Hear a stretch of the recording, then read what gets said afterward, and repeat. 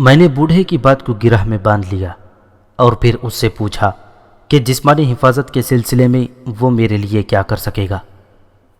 مقدس بوتیکا، میں بھی صدیوں سے زندہ ہوں، لیکن میری زندگی وہ نہیں جو تمہاری ہے۔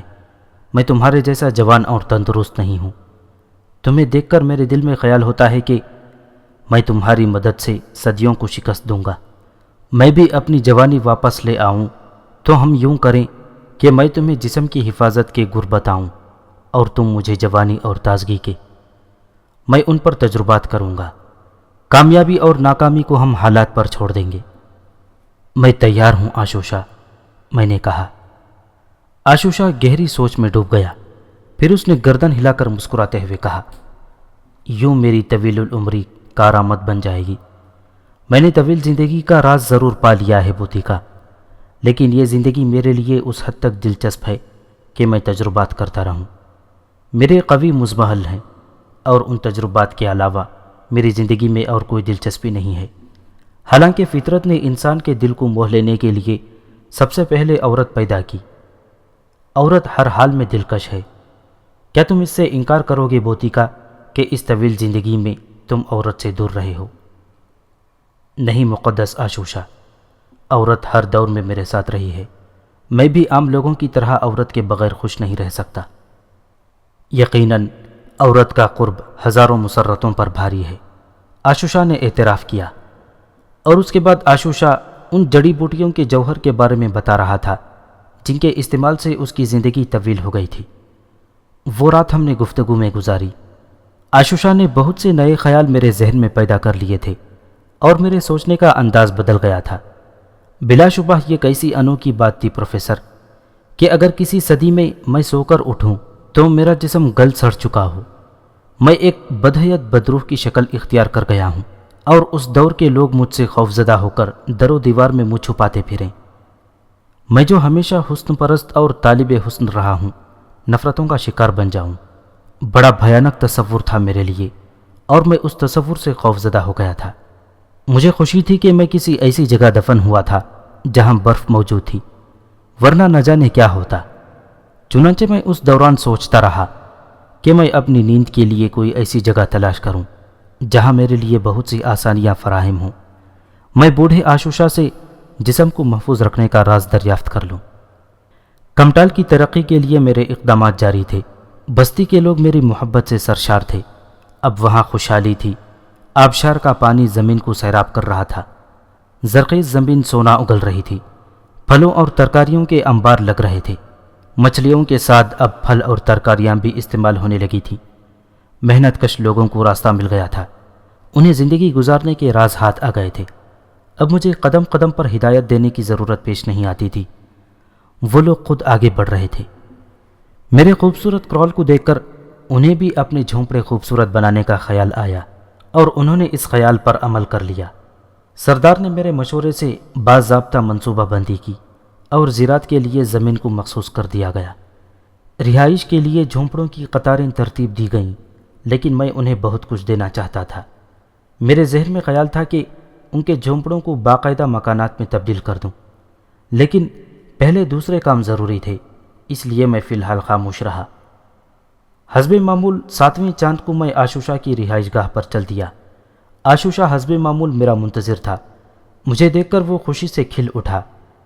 اس نے اپنے جھریوں بھرے ہاتھوں سے میرا ہاتھ دباتے ہوئے کہا، ستاروں کے علم نے بوتیکا کی آمد کی خبر دی تھی آشوشا، لیکن بہت سے راز ایسے ہیں جن کا معلوم کرنا اب بھی ہمارے بس سے باہر ہے، جیسے کہ تم۔ میں صدیوں سے تمہاری پیشن گوئی کرتا آ رہا ہوں، لیکن صرف اس حد تک کہ کمٹالی کے لوگوں کے لیے نجات دہندہ بن کر آؤ گے، لیکن مجھے کبھی یہ معلوم نہ ہو سکا کہ میری بہت سی خوشیاں بھی تم سے وابستہ ہیں۔ میں تمہارے ذریعے جوانی حاصل کر سکوں گا۔ یہ پورے چاند میں نے خوشیوں کے دن گزارے ہیں، صرف یہ سوچتے ہوئے کہ مجھے جوانی مل جائے گی۔ آہ، کیسی دلکش چیز ہے جوانی بھی، بوڑھے نے مسکراتے ہوئے کہا، اور اس کی اس بچکانہ مسرت پر مجھے بھی ہنسی آ گئی۔ بوڑھا آشوشا بھی ہنسنے لگا تھا۔ پھر اس نے اپنی جگہ سے اٹھتے ہوئے کہا، اس دوران جب کہ تم کمٹال کے لوگوں کے لیے اچھی زندگی کی جدوجہد کر رہے تھے، بوڑھے آشوشا نے وہ تمام انتظامات مکمل کر لیے جو تمہارے جسم کی حفاظت کے لیے کام آ سکتے ہیں۔ میں نے ان تمام جڑی بوٹیوں کی تفصیل مہیا کر لی ہے جن کا جوہر انسانی جسم کی مکمل حفاظت کرتا ہے۔ آؤ میں تمہیں ان کے بارے میں بتاؤں۔ اس نے ایک گہری سانس لی اور پھر پروفیسر اور لڑکیوں کی طرف دیکھتے ہوئے بولا، میرے پاس وہ کتاب بھی محفوظ ہے پروفیسر، جو میں نے کمٹالی بستی کے قریب آبشار والے غار میں بیٹھ کر پتوں پر لکھی تھی۔ اس کتاب میں ان تمام بوٹیوں کی تفصیل ہے جو اس وقت ایک پتھر پر سجی ہوئی تھی۔ جب بوڑھا آشوشا مجھے لیے ہوئے غار کے ایک دور افتادہ حصے میں گیا، اس نے کافی دیر تک مجھے ہر بوٹی کے بارے میں بتایا، اس کی خاصیت اور اس کے جوہر کے حصول کا طریقہ بتایا۔ میں نے ان تمام باتوں کو ذہن کی گہرائیوں میں دفن کر لیا پروفیسر۔ تم نے جس شیشے کے تابوت میں مجھے پایا اور اس کے قرب و جوار میں جو کچھ دیکھا، بلا شبہ جسم محفوظ کرنے کے لیے وہ میری ایک سوچ تھی، لیکن اس سلسلے میں جس جوہر کا استعمال کیا گیا وہ آشوشا کا بنایا ہوا تھا۔ انہی جڑی بوٹیوں میں اس کی طویل زندگی کا راز بھی چھپا ہوا تھا۔ اس وقت چاند آدھا سفر طے کر چکا تھا۔ جب بوڑھے آشوشا سے مکمل معلومات کے بعد ہم دونوں فارغ ہوئے، آشوشا وہاں سے واپس پلٹ پڑا اور پھر اس نے غار کی ایک نئی سمت کا رخ کر لیا۔ اس سے قبل میں نے غار کا یہ رخ نہیں دیکھا تھا، اور درمیانی قسم کے سوراخ کے قریب آشوشا رکا۔ اس نے اپنی آتش بار نگاہوں سے میری طرف دیکھا، لیکن اس کے ہونٹ مسکرا رہے تھے۔ اس کی آنکھوں اور قد و قال میں کبھی ہم آہنگی نہیں ہوتی تھی۔ اس نے محبت سے میرا ہاتھ پکڑ کر مسکراتے ہوئے کہا، کمٹالی کے سادہ دل لوگ تمہیں خود سے بالکل جدا سمجھتے ہیں۔ وہ جانتے ہیں کہ تم صرف دیوتا ہو، اور دیوتا صرف دوسروں کی ضرورت پوری کرتا ہے، خود اس کی کوئی ضرورت نہیں ہوتی۔ اور اگر اس کی کوئی ضرورت ہوتی بھی ہے تو کسی انسان کی کیا مجال ہے کہ اسے پورا کر سکے۔ انہوں نے کبھی تمہاری کسی ضرورت کے بارے میں نہیں سوچا، لیکن اگر انہیں علم ہو جائے کہ تمہاری کوئی ضرورت ان سے وابستہ ہے تو وہ تمہارے سامنے اپنی گردنیں اتار کر رکھ دیں گے، اور وہ اس بات پر فخر کریں گے کہ وہ تمہارے کسی کام آ سکے۔ اس لیے وہ سادہ دل قابل معافی ہیں۔ لیکن بوڑھے آشوشا کو اس بات پر فخر ہے کہ وہ تمہارے دوستوں میں شمار ہوتا ہے، اور اس کی قوت قیافہ نے اسے تمہاری کچھ ضروریات سے آگاہ کر دیا ہے۔ اندر جاؤ میرے دوست، تمہاری ایک ضرورت تمہاری منتظر ہے۔ ہماری آج کی ملاقات اسی قدر تھی۔ لیکن اندر کیا ہے آشوشا؟ میں نے کچھ نہ سمجھتے ہوئے پوچھا۔ یہ تمہیں غار کے اندر جا کر ہی معلوم ہو سکے گا، آشوشا نے کہا، اور میں متعجبانہ انداز میں غار کے سوراخ سے اندر داخل ہو گیا۔ غار کا دہانہ چھوٹا تھا، لیکن وہ اندر سے بے حد کشادہ تھا۔ یہاں روشنی بھی باہر کی بنسبت بہت زیادہ تھی۔ جگہ جگہ روشنی کی دھات لگی ہوئی تھی جس سے روشنیاں پھوٹ رہی تھیں۔ فرش پر جانوروں کی نرم کھالیں بچھی ہوئی تھیں، لیکن اس غار کو سب سے زیادہ حسن بخشنے والا اس کا دوسرا دہانہ تھا، جہاں سے آبشار کا ایک حصہ چھو کر گزرتا تھا۔ پانی کی ہلکی پھوار ہلکی ہوا کے ساتھ اندر آ رہی تھی۔ گرتے ہوئے پانی پر اندر کی روشنیاں پڑ رہی تھیں، جس سے چاندی کی ایک روشن دیوار متحرک نظر آتی تھی۔ بلا شبہ اس پورے غار کا سب سے حسین حصہ تھا، لیکن یہاں میری کوئی ضرورت پوری ہونے والی تھی۔ میں چاروں طرف دیکھ رہا تھا، تب میری نگاہ غار کے ایک کونے میں جا پڑی جہاں رنگین پروں کا ایک ڈھیر متحرک تھا۔ میں چونک پڑا۔ بوڑھے جادوگر نے کیا چکر چلایا ہے؟ میں متحیرانہ انداز میں اس ڈھیر کے قریب پہنچ گیا، اور قریب جا کر مجھے اندازہ ہوا کہ وہ تو بہت سے خوبصورت پروں میں لپٹا ہوا کوئی انسان ہے۔ میں اسے حیرت سے دیکھنے لگا۔ کونے میں دبکے ہوئے انسان نے بھاری پروں کو چہرے سے ہٹایا۔ دو گہری سیاہ آنکھوں نے خوف و دہشت سے مجھے دیکھا اور میرا منہ کھل گیا۔ سیاہ آنکھوں کے نیچے تانبے کی رنگت جیسے رخسار تھے، اور ان رخساروں کے نیچے ابھرے ہوئے ہونٹ۔ وہ لڑکی تھی، کوئی نوجوان لڑکی۔ بوڑھے کے الفاظ میرے کانوں میں گونجے اور میرے ہونٹوں پر مسکراہٹ پھیل گئی۔ رنگین مزاج بوڑھے نے اپنی جوانی کی خوشی میں مجھے تحفہ پیش کیا تھا۔ کھڑی ہو جاؤ، میں نے نرم آواز میں کہا، اور اس کے پر کانپنے لگے۔ لیکن کسی کی مجال تھی جو میرے حکم کی تعمیل نہ کرتا۔ لمبے قد اور حسین ترین جسم کی مالک ایک کمسن لڑکی تھی جو مجھ سے خوف زدہ تھی۔ اس کے پورے جسم پر رنگین پروں کی جھالریں لٹک رہی تھیں، کہیں کہیں رنگین مٹی سے نقش و نگار بنے ہوئے تھے۔ مجھے بوڑھے کے اس تحفے پر ہنسی آنے لگی۔ لڑکی اب بھی خوف سے کانپ رہی تھی۔ وہ نوجوان تھی اور اس کا جسم بے پناہ دلکش تھا۔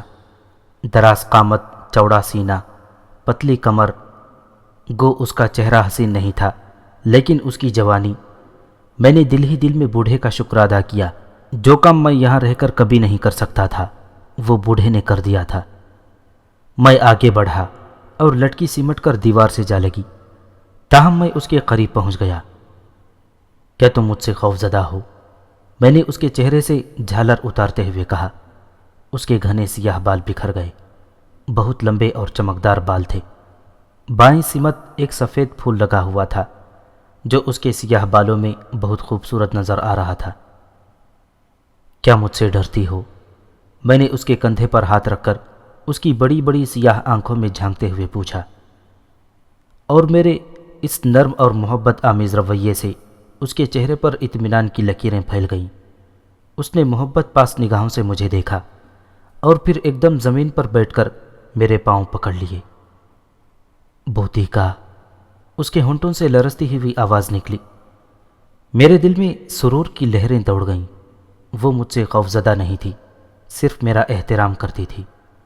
ان سیاہ لڑکیوں کے وہم و گمان میں بھی یہ بات نہیں تھی کہ انہیں سونے کی طرح چمکدار جسم والے بوتیکا کا قرب حاصل ہو سکتا ہے۔ میں جھکا، میں نے اس کے شانے مضبوطی سے پکڑے اور اسے کھڑا کر دیا۔ تمہارا کیا نام ہے؟ میں نے اسے اپنے مقابل کر کے پوچھا۔ سی بیلا، اس نے جواب دیا۔ اب اس کی آواز کی لرزش بھی کم ہو گئی تھی۔ تمہیں یہاں کون لایا ہے؟ میں نے پوچھا۔ آشوشا، اس نے پھر اسی انداز میں جواب دیا۔ اس کی آواز بھی مہین اور دلکش تھی۔ کیا تم اپنی خوشی سے آئی ہو یا آشوشا نے تمہیں زبردستی بلایا ہے؟ میرے اس سوال پر اس کے سانس تیز ہو گئے، اس کے سینے کا زیر و بم تیز ہو گیا۔ نہ جانے وہ میرے سوال کا کیا مطلب سمجھی تھی۔ تب میں اس کا بازو پکڑا اور اسے نرمی سے پکڑے ہوئے آبشار کے قریب پڑے ہوئے پتھر تک لایا جہاں سے پانی کی باریک بوندیں نظر آ رہی تھیں۔ میں نے اسے اس رومان پرور جگہ بٹھا دیا اور خود بھی اس کے قریب بیٹھ گیا۔ بیٹھنے سے پیروں کی جھالریں سمٹ گئیں۔ میرے ذہن میں سرور کی لہریں اٹھتی رہیں، لیکن میں یہ خوف کی فضا ختم کرنا چاہتا تھا۔ سبیلا، میں نے اسے مخاطب کیا اور اس نے میری طرف نگاہیں اٹھا دیں۔ میں تمہارا دوست ہوں سبیلا۔ میں نہیں چاہتا کہ تم لوگوں کو میری وجہ سے کوئی تکلیف پہنچے۔ میں ہر حال میں تم لوگوں کی خوشی چاہتا ہوں۔ مجھے صاف صاف بتاؤ، تمہیں یہاں کیا کہہ کر لایا گیا ہے؟ کیا تم اپنی خوشی سے آئی ہو یا میری طرف سے؟ بوتیکا، سبیلا پھر اٹھی اور میرے قریب بیٹھ کر اس نے میرے گھٹنوں پر سر رکھ دیا۔ وہ میرے گھٹنوں سے آنکھیں رگڑ رہی تھیں۔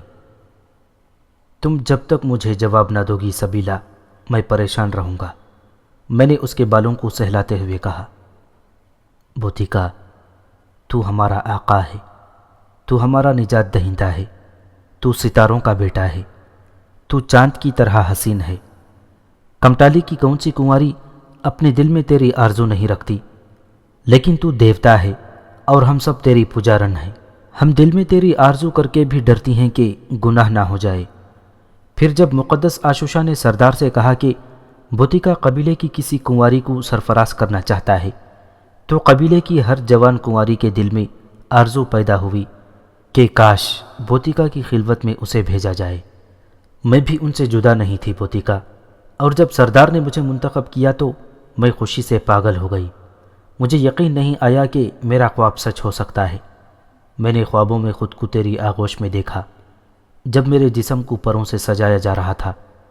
مجھے اس وقت بھی یقین نہیں تھا جب تاریک سرنگ سے گزار کر مجھے یہاں تک لایا گیا۔ میں سب کچھ خواب سمجھ رہی تھی۔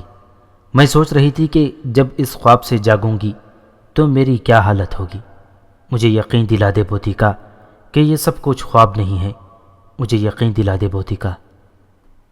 اس کے الفاظ میری روح کی ٹھنڈک تھے۔ میرا سرور بڑھ گیا۔ میں نے اس کے سر کو اٹھایا، اس کے بغلوں میں ہاتھ ڈالے اور اسے اپنے مقابل کھڑا کر لیا۔ اس کے چہرے کی سیاہی دھل گئی۔ اب وہ مجھے حسین نظر آ رہی تھی۔ اس کی سیاہ آنکھوں میں محبت اور عقیدت تھی۔ میں بھی کھڑا ہو گیا۔ میں تم لوگوں کا دوست ہوں سبیلا، تمہارا آقا نہیں۔ مجھے بھی تمہاری ضرورت ہے، مجھے تم سے محبت ہے، اپنے دل سے میرا خوف نکال دو۔ میں تو محبت کرنے والوں سے ہوں، مجھ سے خوف زدہ ہونے کی ضرورت نہیں ہے۔ میں خوف سے ڈر رہی تھی بوتیکا، جب سے میں نے سنا تھا کہ مجھے تیری خلوت نصیب ہوگی۔ میں بلندیوں میں پرواز کر رہی تھی، میں سوچ رہی تھی کہ چاند کی طرح حسین بوتیکا مجھے دیکھ کر ناراض نہ ہو جائے، مجھے ٹھکرا نہ دے۔ لیکن تو مہربان ہے بوتیکا، تو عظیم ہے۔ سبیلا کی دراز قد اور سڈول جسم نے میری روح کو سکون میں ڈبو دیا، اور اس وقت کی صبح بہت خوشگوار تھی۔ میں محبت کے خمار میں ڈوب کر بے خبر سو گیا تھا کہ بوڑھے آشوشا کی آواز نے مجھے جگا دیا۔ روشنی والا ابھر رہا ہے بوتیکا، بستی تجھے پکار رہی ہے، وہ تیری غیر موجودگی پر حیران ہے۔ اٹھ جا، 7ویں چاند کی رات پھر آئے گی، اور میں وعدہ کرتا ہوں کہ وہ رات بھی اسی رات کی طرح حسین ہوگی۔ میں جاگ گیا۔ میں نے ادھر ادھر نظریں دوڑا کر سبیلا کو تلاش کیا، لیکن وہ جا چکی تھی۔ جس کی اطلاع مجھے آشوشا نے دی، وہ جا چکی ہے۔ کامیابی و کامرانی کے خواب آنکھوں میں سجائے وہ بہت خوش تھی۔ اب تو بھی جا، میں تیری قسمت پر رشک کرتا ہوں۔ بے شک تو مجھ سے افضل ہے، تیری عمر بھی طویل ہے اور جوانی بھی، کاش میں بھی تیری طرح کنواریوں کا خواب بن سکوں۔ میں شکر گزار ہوں آشوشا، تو نے میری خوب مدارت کی ہے۔ میں نے کہا، اب میں بستی میں جا رہا ہوں، اور 7ویں رات کا وعدہ نہ بھولنا، میں اس رات کا بے چینی سے انتظار کروں گا۔ میں نے کہا، اور آشوشا مسکرانے لگا۔ پھر وہ مجھے رخصت کرنے آیا، اور تھوڑی دیر کے بعد ہی میں بستی واپس آ گیا۔ سبیلا کی زبانی مجھے بستی کی کنواریوں کی آرزو معلوم ہو گئی تھی۔ اب یہ بستی میرے لیے خشک نہیں تھی، تاہم میں ایسی کوئی حرکت نہیں کرنا چاہتا تھا جس سے میرے وقار پر حرف آئے۔ ہاں، دل سے میں بستی والوں کی زیادہ سے زیادہ خدمت کرنے کے لیے تیار ہو گیا۔ ان محبت کرنے والوں کے لیے جو کچھ بھی کیا جاتا کم تھا، میرے بتائے ہوئے طریقوں پر بھرپور عمل ہو رہا تھا۔ بستی کا ہر جوان بستی کو خوشحال بنانے کے لیے دھن میں مست تھا۔ میں نے بوڑھے آشوشا سے ایک دعویٰ کیا تھا، وہ یہ کہ جس انداز سے اس نے اپنی رہائش گاہ کو روشن کیا تھا، اسی انداز سے میں پوری بستی کو روشن کر سکتا ہوں۔ چنانچہ اب میں نے اس کی فکر کرنا شروع کر دی۔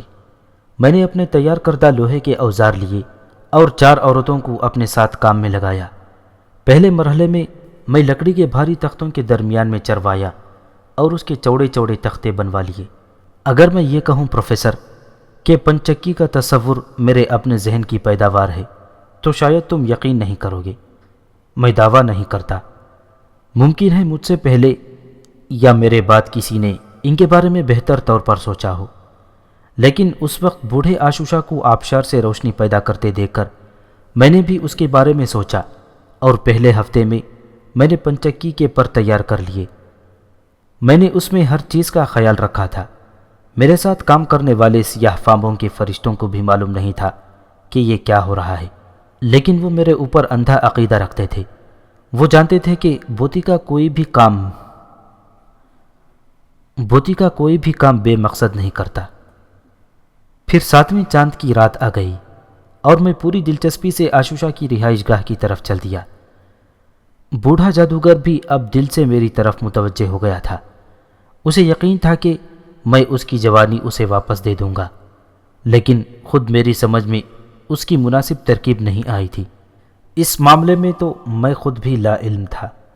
میں ایک انوکھی مخلوق تھا، جبکہ بوڑھے آشوشا نے جڑی بوٹیوں کے ذریعے طویل العمری کا زور پایا تھا۔ میں اس کے جسم کو وہ جوہر کہاں سے دوں جو میرے جسم میں پوشیدہ تھے؟ ممکن ہے اس کا جسم وہ چیزیں برداشت نہ کر سکے جو میرے جسم کے لیے بے ضرر تھیں، لیکن آشوشا جوانی حاصل کرنے کے لیے ہر تجربے سے گزرنے کو تیار تھا۔ اس رات بھی وہ پہلی راتوں کی طرح بڑی خوش اخلاقی سے مجھ سے ملا۔ اس وقت اس کے چہرے پر گہری سنجیدگی طاری تھی۔ وہ مجھے لے کر فوراً غار میں نہیں گیا، بلکہ ایک اونچے پتھر پر بیٹھ گیا۔ کیا بات ہے آشوشا، تم خاموش ہو؟ نہیں مقدس بوتیکا، کوئی خاص بات نہیں ہے۔ اس ہفتے میں نے ستاروں کا بغور مشاہدہ کیا ہے، میں نے ہواؤں کے رنگ دیکھے ہیں، اور میرے علم نے عجیب و غریب انکشافات کیے ہیں۔ وہ کیا؟ میں نے پوری دلچسپی سے پوچھا۔ تم میرے جسم کی ان بوڑھی ہڈیوں کو دیکھ رہے ہو، گو ابھی میں جوان نہیں ہوا ہوں، لیکن میں ان ہڈیوں میں جوانی کی تازگی محسوس کرنے لگا ہوں، اور یہ صرف مستقبل کا فریب ہے۔ جب میں اکثر آنے والے وقت کے بارے میں سوچتا رہتا ہوں، اس دور کا تصور کرتا ہوں جب میں جوان ہوں گا اور بہت سی حسینائیں میرے گرد ہوں گی۔ اسی خوشی میں نے ان ادوار کے بارے میں بھی سوچا جو آنے والے ہیں۔ میں نے ان ادوار کے انسانوں کے مزاج، ان کے طرز رہائش وغیرہ کے بارے میں اندازہ لگایا تو عجیب انکشافات ہوئے۔ خوب، میں نے دلچسپی سے کہا، وہ کیا انکشافات ہیں آشوشا؟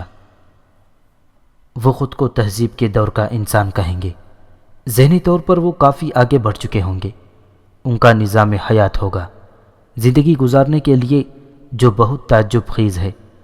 لیکن پھر میں نے تمہارے اوپر غور کیا بوتیکا، اور محسوس کیا کہ تم صدیوں آگے کی روح ہو جو وقت سے پہلے پیدا ہو گئی ہے۔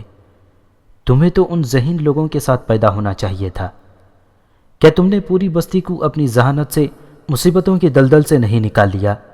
یہ زمین وہی ہے، یہاں پر موجود اشیاء وہی ہیں، لیکن یہ سب کچھ انسان کے ذہن میں بند تھا۔ تم نے ان کے ذہن کھول دیے، اور میرا خیال ہے کہ اب تمہیں ان کی کارکردگی سے مایوسی نہ ہوگی۔ وہ ذہین لوگ ہیں آشوشا، میں نے اعتراف کیا۔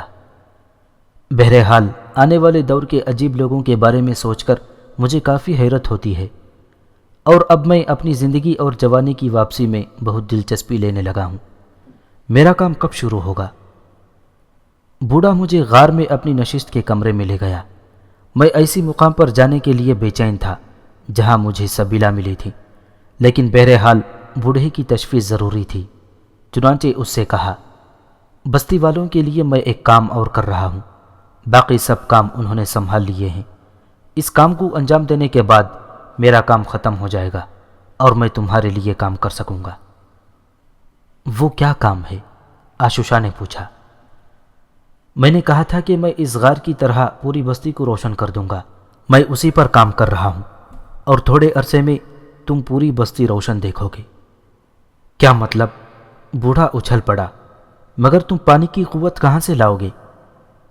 میں اپنا کام کر لوں، پھر سب کچھ تمہارے سامنے آ جائے گا۔ اگر تم ایسا کر سکے تو بلا شبہ میرے تمام جادو تمہارے جادو کے سامنے ماند پڑ جائیں گے، اور مجھے احساس ہے کہ تم ایسا ضرور کرو گے، کیونکہ تمہارے پاس صدیوں کا دماغ ہے، تمہارے پاس طویل تجربہ ہے۔ تم ضرور ایسا کر لو گے، لیکن کس طرح کرو گے یہ میرے سمجھ سے باہر ہے۔ تاہم میں تمہاری کامیابی کا بے چینی سے انتظار کروں گا، کیونکہ اس کے بعد ہی میری سب سے بڑی خواہش پوری ہوگی۔ ٹھیک ہے مقدس بوتیکا، میں انتظار کروں گا۔ چنانچہ آج کی گفتگو ختم، اور اب تم اپنی خوشیاں وصول کرنے پر اپنی جگہ چلے جاؤ۔ کیا مجھے تمہاری رہنمائی کی ضرورت ہے؟ نہیں، میرے قدم مجھے خود بخود وہاں لے جائیں گے، میں نے مسکراتے ہوئے کہا۔ لیکن بوڑھے کے چہرے پر مسکراہٹ نہیں آئی۔ وہ حسرت بھری نگاہوں سے مجھے دیکھ رہا تھا۔ میں نے اس کے چہرے کو نظر انداز کر دیا، اور تھوڑی دیر کے بعد میں اسی غار میں داخل ہو گیا جہاں میری ملاقات سبیلا سے ہوئی تھی۔ پروں میں لپٹی ہوئی لڑکی کونے میں موجود تھی۔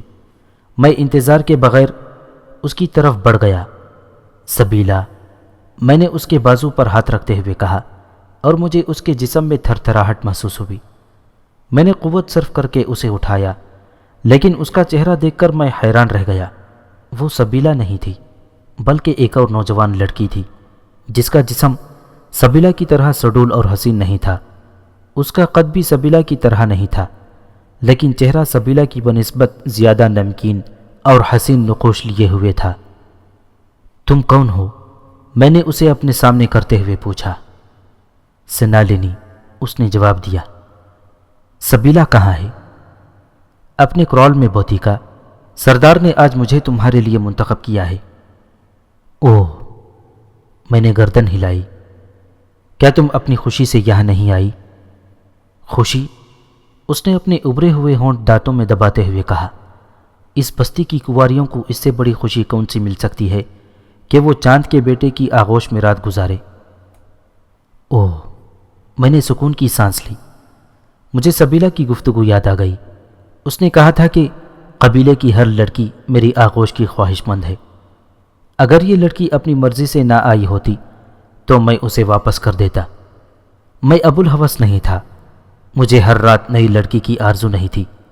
اگر یہ رسم قربانی کی رسم سے ملتی جلتی ہوتی تو میں اسے کسی طور پر قبول نہیں کرتا، کیونکہ میں کسی پر تشدد نہیں کرنا چاہتا، لیکن بستی والوں کے لیے یہ گناہ کی بات نہیں تھی۔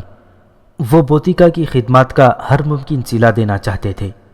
اپنی لڑکیاں پیش کرنا ان کے نزدیک گناہ نہیں، فخر کی بات تھی، اور پھر لڑکیاں بھی خوش تھیں، چنانچہ مجھے کیا اعتراض ہو سکتا تھا؟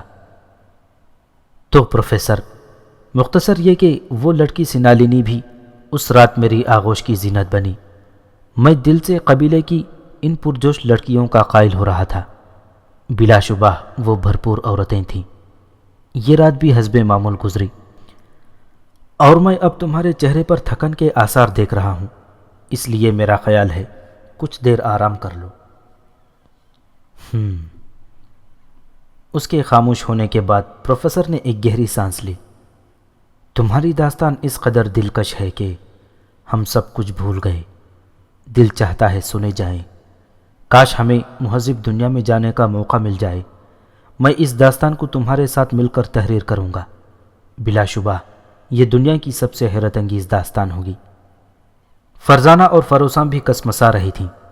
ان کے دل چاہ رہے تھے کہ وہ طویل انگڑائیاں لے کر بدن چور چور کر دیں، لیکن وہ ایسا نہیں کر سکتی تھیں۔ اول تو پروفیسر خادر، ان کا باپ ان کے سامنے موجود تھا، دوم یہ کہ یہ انگڑائیاں ان کے دلوں کا بھید کھول دیتی، یہ احساس دلا دیتی کہ یہ داستانی اور اس کے دلکش رنگین مناظر ان کے ذہنوں پر اثر انداز ہوتے ہیں، اور اس طرح یہ پراسرار داستان کو غلط فہمی کا شکار ہو سکتا تھا۔ وہ مسکرا کر ان تینوں کو دیکھ رہا تھا، پھر اس نے کہا، کیا تمہارا ماحول، تمہاری دنیا آسانی سے اس داستان پر یقین کر لے گی؟ تم جو میرے ساتھ ہوگے میں تمہیں بطور ثبوت پیش کر دوں گا۔ پروفیسر نے مسکراتے ہوئے کہا، اوہ، تو تم مجھے اپنے ساتھ اپنی دنیا میں لے جاؤ گے پروفیسر؟ ہاں، جب تم نئی دنیا دیکھنے کے لیے یہاں سے قدم نکالو گے تو میں درخواست کروں گا کہ اس دنیا کو تم پہلی بار میرے ساتھ دیکھو۔ پروفیسر نے کہا، تمہاری دعوت کا شکریہ، لیکن کیا تم میری کہانی نہیں سنو گے؟ ضرور سنوں گا۔ تمہاری داستان میں یہ وقفے تو مجھے بالکل اچھے نہیں لگتے۔ بہرحال ٹھیک ہے، ہم آرام کر لیں، اس کے بعد پھر سے تمہاری داستانیں سنیں گے۔ پروفیسر خادر نے کہا، اور پھر وہ لڑکیوں کے ساتھ اڑ گیا۔ اپنے مخصوص کمرے میں بستر پر لیٹتے ہی پروفیسر خادر تو آرام سے سو گیا، البتہ لڑکیاں جاگ رہی تھیں۔ انہیں حسب معمول نیند نہیں آ رہی تھی۔ ڈیڈی کا سکون دیکھ رہی ہو فروزاں؟ فرزانہ نے مسکراتے ہوئے کہا، ہاں باجی، ڈیڈی تو اتنے ہی پرسکون ہیں جیسے اپنے گھر میں آرام کر رہے ہوں۔ انہوں نے ایک بار بھی یہاں سے نکل چلنے کی خواہش کا اظہار نہیں کیا۔ فروزاں بولی، اس کمبخت کی کہانی اتنی دلکش ہے کہ اسے درمیان سے ادھورا چھوڑنے کو دل نہیں چاہتا۔ ویسے میں نے ایک بات محسوس کی ہے فروزاں۔ وہ کیا باجی؟ وہ اپنے حسن پر بہت نازاں ہے، اسے اپنی مردانگی پر بے پناہ غرور ہے۔ مانا کہ یہ دونوں چیزیں اس میں بے پناہ ہیں، لیکن اس کا یہ غرور اس کی اپنی نگاہ میں ہے۔ وہ عورت کی کوئی حیثیت نہیں سمجھتا۔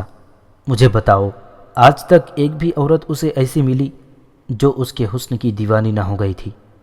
ہر لڑکی اس پر فریفتہ تھی، ہر لڑکی اس کی آغوش میں جانے کو بے چین تھی۔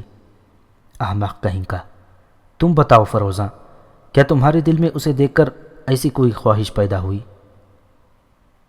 فروزاں سن ہو کے رہ گئی۔ فرزانہ نے بے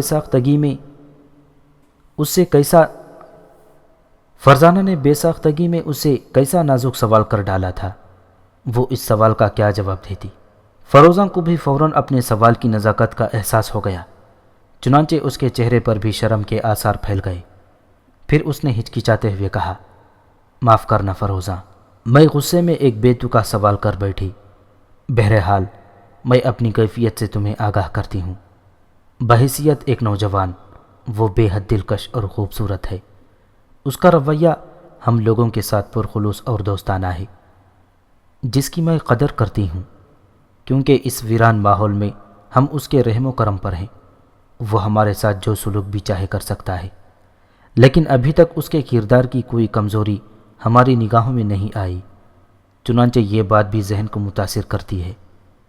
جہاں تک اس کی داستان کی دلکشی کا سوال ہے، اس سے کس کافر کو انکار ہو سکتا ہے؟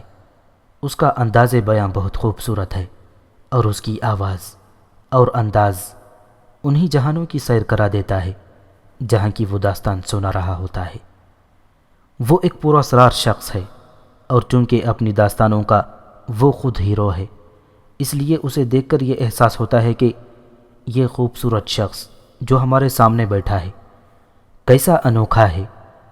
ان تمام چیزوں نے مل کر اس کے لیے دل میں پسندیدگی کے جذبات ضرور پیدا کر دیے ہیں، لیکن اس کے باوجود بھی دل کے گوشوں میں اس کے لیے اور کوئی جذبہ نہیں، اور نہ ہی اب تک کے دور کی لڑکیوں کی طرح مجھے اس سے دلچسپی ہوئی ہے۔ یہ تو ہے میری کیفیت جس میں نے ذرا بھی بددیانتی سے کام نہیں لیا، اور سب کچھ تمہیں صحیح بتا دیا، لیکن اب میں تمہاری کیفیت جاننے کے لیے بے چین ہوں۔ فروزہ مسکرا رہی تھی، پھر اس نے فرزانہ کے سینے میں منہ چھپاتے ہوئے کہا، تمہاری سر کی قسم باجی، میرے اور تمہارے خیالات میں کوئی فرق نہیں ہے۔ مجھے یقین ہے تو نے آج تک میری جھوٹی قسم نہیں کھائی، فرزانہ اسے لپٹاتے ہوئے بولی، اور دونوں بہنیں کافی دیر تک اس کے بارے میں خسر پسر کرتی رہیں۔ طے یہ ہوا کہ دونوں میں کوئی بھی ابھی تک اس پر عاشق نہیں ہوئی۔